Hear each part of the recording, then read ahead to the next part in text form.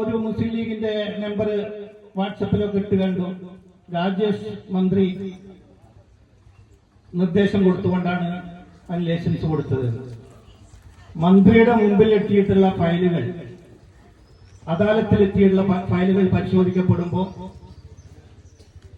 അവിടെ നോട്ടിടും. മന്ത്രി അതിൽ നോട്ടിട്ടേ പറ്റൂ. അതിൽ നോട്ടിട്ടുള്ളത് കൃത്യമായിട്ട് ആളുകൾക്ക് വാട്സപ്പിൽ വന്ന രേഖകൾ വായിച്ചാൽ ബോധ്യപ്പെടും. നോട്ടിട്ടത് എന്താണ്? എല്ലാ രേഖകളും പരിശോധിച്ച് എല്ലാം അവർ പാലിക്കപ്പെട്ടിട്ടുണ്ടെങ്കിൽ അതിന് ലൈസൻസ് കൊടുക്കാവുന്നതാണ് എന്നാണ്. എല്ലാതും ഇവിടെ പാലിക്കപ്പെട്ടിട്ടുണ്ടോ? ആ പ്രദേശവാസികളായിട്ടുള്ള മുഴുവൻ ആളുകളെയും വഞ്ചിക്കപ്പെട്ടിരിക്കുകയാണ്. ഒരാൾക്ക് പോലും അവിടെ ജീവിക്കാൻ പറ്റാത്ത രൂപത്തിൽ അടുത്തടുത്ത് വീടുകളായിക്കൊണ്ട് താമസിക്കുന്ന ഒട്ടനവധി കോളനിവാസികളും മറ്റ് പ്രദേശത്തുള്ള വാസികളുമായിട്ടുള്ള ആളുകളെ വഞ്ചിച്ചുകൊണ്ടാണ് ഇവിടെ പഞ്ചായത്ത് ലൈസൻസ് കൊടുത്തത്. അത് മന്ത്രിയുടെയും CPM-ന്റെയും തലയിൽ കെട്ടിവെക്കാനുള്ള ശ്രമമാണ് ഇപ്പോൾ നടത്തിക്കൊണ്ടിരിക്കുന്നത്. പഞ്ചായത്ത് സെക്രട്ടറി അത്ര മോശക്കാരിയല്ല എന്നാണ് ഞങ്ങൾ മനസ്സിലാക്കിയിട്ടുള്ളത്. ഇവിടെ ഇതിനു മുമ്പും തച്ചനാട്ടുകര പഞ്ചായത്തിൽ മറ്റു കാര്യങ്ങളൊക്കെ വരുമ്പോൾ ഞങ്ങളുടെ മെമ്പർമാരെ അത് ഉന്നയിക്കുമ്പോൾ മെമ്പർമാരെ കളിയാക്കുന്ന രൂപത്തിലേക്ക് പഞ്ചായത്ത് സെക്രട്ടറി കാര്യങ്ങൾ നീക്കിയിട്ടുണ്ട്. അപ്പൊ സെക്രട്ടറിയോട് ഒറ്റ കാര്യമേ ഞങ്ങൾക്ക് പറയാനുള്ളൂ.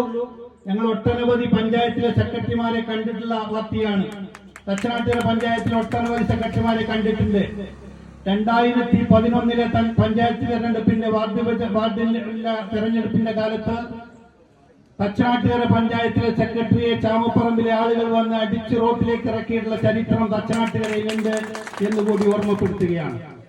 ഞങ്ങൾക്ക് ഇപ്പോ ഇവിടെ സെക്രട്ടറിയെ കുറിച്ചൊരു പ്രയാസമുള്ളത് എന്താ വെച്ചാൽ വനിതയായി പോയി, അതുകൊണ്ടുള്ള ഒരു പ്രയാസം മാത്രമാണ്. പക്ഷെ വനിതയായതുകൊണ്ട് ഞങ്ങൾ പേടിച്ചു നിൽക്കുകയില്ല.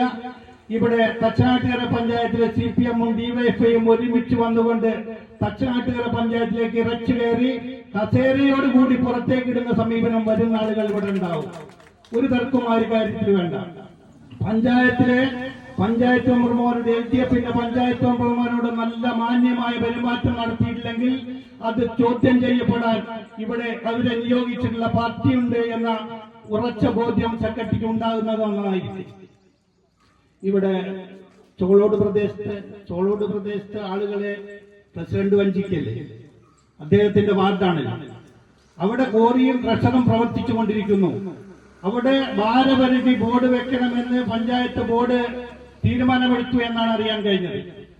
അങ്ങനെ ബോർഡ് തീരുമാനമെടുത്തെങ്കിൽ എന്തുകൊണ്ട് ആ ബോർഡ് വെച്ചുകൂടാ?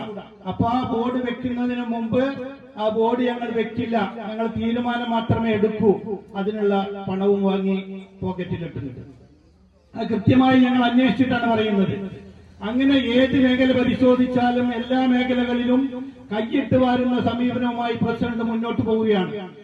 ചോളോട്ടിലെയും ചാമപ്പറമ്പിലെയും 5 വർഷം മുമ്പത്തെ, ഒരു 4-4.5 വർഷം മുമ്പത്തെ പഞ്ചായത്ത് വാർഡിലെ വികസനവും മറ്റു കാര്യങ്ങളും ഒന്ന് പരിശോധിക്കപ്പെട്ടെ. അവിടെ ഒരു വനിതാ മെമ്പർ ഉണ്ടായിരുന്നല്ലോ, ഒരു വോട്ടിന് ജയിച്ചതാണെങ്കിലും. ആ വാർഡിൽ ഒട്ടനവധി വികസന പ്രവർത്തനങ്ങൾ നടത്താനും ജനക്ഷേമ പ്രവർത്തനങ്ങൾ നടത്താനും അന്നത്തെ പഞ്ചായത്ത് മെമ്പർക്ക് കഴിഞ്ഞിട്ടുണ്ട്. ഇപ്പോ പ്രസിഡന്റ് കൈകാര്യം ചെയ്യുന്ന വാർഡിൽ ഒട്ടനവധി ആക്ഷേപങ്ങൾ വന്നുകൊണ്ടിരിക്കുന്നു. ജനങ്ങൾക്ക് പുറത്തിറങ്ങാനും വഴി നടക്കാനും റോഡിൽ കൂടി വാഹനം ഓടിക്കാനും പറ്റാത്ത രൂപത്തിലേക്ക് കാര്യങ്ങൾ നീക്കുന്ന ഒരു പ്രസിഡന്റായി പഞ്ചായത്തിന്റെ പ്രസിഡന്റ് മാറിയിട്ടുണ്ട്. അത് തിരുത്താൻ പഞ്ചായത്ത് പ്രസിഡന്റ് തയ്യാറായിട്ടില്ലെങ്കിൽ പഞ്ചായത്ത് പ്രസിഡന്റിനെ വഴിയിൽ തടയുന്ന രൂപത്തിലേക്ക് ഞങ്ങളുടെ പാർട്ടി മുന്നോട്ട് പോകുമെന്ന് ഉറക്കെ പ്രഖ്യാപിക്കാൻ ഞാൻ ഈ അവസരം ഉപയോഗപ്പെടുത്തുകയാണ്. ഒട്ടനവധി കാര്യങ്ങൾ ഇനിയും പറയാനുണ്ട്. ഇവിടെ സംസാരിക്കാൻ നമ്മുടെ പഞ്ചായത്ത് മെമ്പർമാരൊക്കെ തന്നെയുണ്ട്. ആ കാര്യങ്ങളൊക്കെ തന്നെ വിശദമായി പറയും എന്നതുകൊണ്ട് ഞാൻ എന്റെ വാക്കുകൾ അവസാനിപ്പിക്കുന്നു. നിങ്ങൾക്ക് എന്റെ വിപ്ലവ അഭിവാദ്യം.